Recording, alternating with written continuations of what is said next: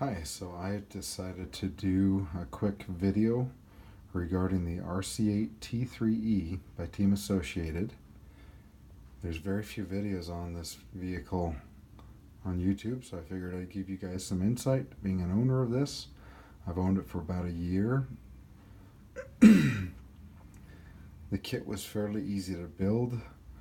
There were amendments to the differential builds on there, and the outdrive shafts did seem a little on the loose side to me, but performed solidly. Haven't had any problems with the drivability of this car.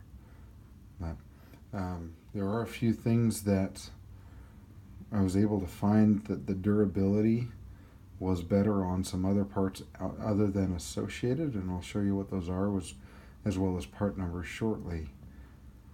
But again, this is the Team Associated RC8T3E electric kit, and we'll show you some of the things I've found in my experience selecting servos, speed controls, motors, gear ratios, tires, that type of thing.